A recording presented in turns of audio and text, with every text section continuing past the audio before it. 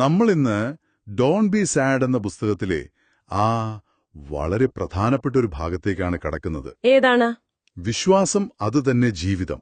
ജീവിതത്തിലെ പ്രയാസങ്ങളൊക്കെ വരുമ്പോൾ ഈ ഒരു ആശയം നമ്മളെ എങ്ങനെയൊക്കെയാണ് സഹായിക്കുന്നത്? അതൊന്ന് വിശദമായി നോക്കാമല്ലേ? തീർച്ചയായും. ഈ ഭാഗം ശരിക്കും നമ്മളെ ഓർമ്മിപ്പിക്കുന്നത് ഈ ദുനിയാവിലെ, അതായത് ഈ ലോകത്തിലെ വിഷമങ്ങളൊക്കെ ഇല്ലേ, അതൊക്കെ ക്ഷമിച്ച് സഹിക്കുന്നവർക്ക് അല്ലാഹു പരലോകത്ത് വലിയ പ്രതിഫലം വെച്ചിട്ടുണ്ടെന്നാണ്. ഓഹോ, അതൊരു വാഗ്ദാനമാണ്, ക്ഷമിക്കുന്നവർക്കുള്ളൊരു ഉറപ്പ്. അതെ അതെ. അപ്പോ ഈ ലോകം അതൊരു കുറച്ചു കാലത്തേക്കുള്ളതാണെന്നും യഥാർത്ഥ ജീവിതം, ആ നല്ല ജീവിതം വരാനിരിക്കുന്നതേ ഉള്ളൂ എന്നൊരു ചിന്ത.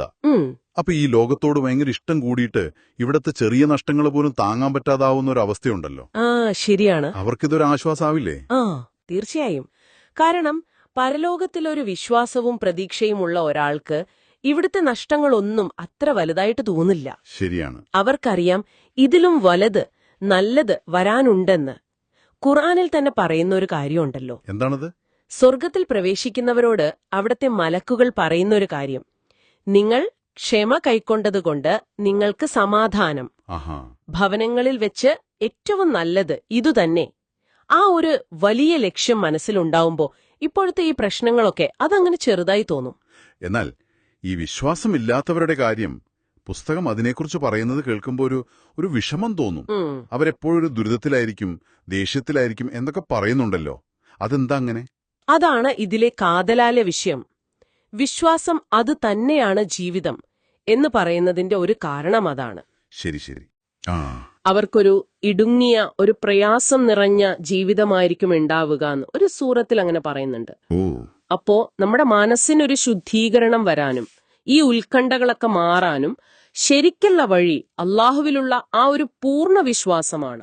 അപ്പൊ ഈ വിശ്വാസമില്ലാത്ത അവസ്ഥ, ദൈവനിഷേധം അല്ലെങ്കിൽ ഈ വിഗ്രഹാരാധന, ഇതിനെയൊക്കെ ഒരു യുക്തിക്ക് നിരക്കാത്ത കാര്യമായിട്ടാണല്ലോ പുസ്തകത്തിൽ കാണുന്നത്. അതെ അതെ. നൂറ്റാണ്ടുകളുടെ അനുഭവങ്ങളൊക്കെ കഴിഞ്ഞിട്ടും മനുഷ്യൻ എന്തിനാണ് ഇതിലൊക്കെ പെട്ടുപോകുന്നതെന്ന് ഗ്രന്ഥകാരൻ അത്ഭുതപ്പെടുന്നുണ്ടല്ലേ? ശരിയാണ്. കാരണം പ്രവാചകന്മാരൊക്കെ വന്ന് സത്യം പറഞ്ഞിട്ടുണ്ട്. എന്താണ് സത്യം? ഈ കാണുന്ന ആകാശഭൂമികളുടെ എല്ലാം ഒരേ ഒരു ഉടമസ്ഥൻ അള്ളാഹുവാണെന്ന് സത്യം. അത് അംഗീകരിക്കാത്തതിലെ ഒരു യുക്തിയില്ലായ്മ, അതാണ് അദ്ദേഹം ചൂണ്ടിക്കാണിക്കുന്നത്.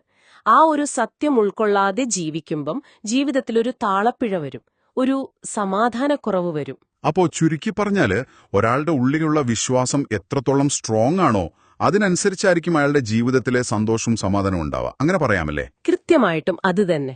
വിശ്വാസം നല്ല ശക്തമാണോ അതോ ദുർബലമാണോ, ചിലപ്പോ ഇങ്ങനെ അങ്ങോട്ടും ഇങ്ങോട്ടും ചാഞ്ചാടുന്ന ഒന്നാണോ, അതിനനുസരിച്ച് നമ്മുടെ ജീവിതത്തിലെ ആ ഒരു സന്തോഷത്തിന്റെ ലെവലിലും മാറ്റം വരും. ഇതിനെക്കുറിച്ച് ഖുർആനിൽ ഒരു വാഗ്ദാനം തന്നെയുണ്ട്. ഓഹോ, എന്താണത്?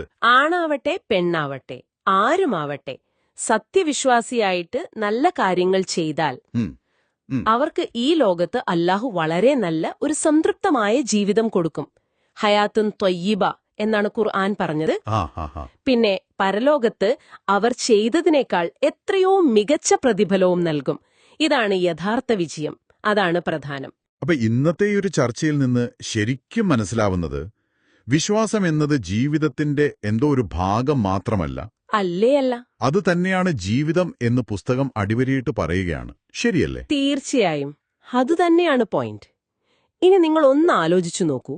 ഈ കേൾക്കുന്ന നിങ്ങൾ ഓരോരുത്തരും വിശ്വാസത്തെ നമ്മൾ വെറും ഒരു ആചാരം അല്ലെങ്കിൽ കുറച്ച് അനുഷ്ഠാനം മാത്രമായി കാണാതെ ജീവിതത്തെ മുന്നോട്ട് കൊണ്ടുപോകുന്ന അടിസ്ഥാന ശക്തിയായിട്ട് കണ്ടാൽ നമ്മുടെ ഓരോ ദിവസത്തെയും ടെൻഷനുകൾ, പ്രയാസങ്ങൾ, ഇതിനെയൊക്കെ നമ്മൾ നേരിടുന്ന രീതിയിൽ എന്ത് മാറ്റമായിരിക്കും വരാ? ശരിയാണ്, ആ ഒരു കാഴ്ചപ്പാട് മാറും. അതെ, വിശ്വാസത്തിന് നമ്മുടെ ജീവിതത്തെ അങ്ങനെ മാറ്റിമറിക്കാൻ പറ്റും.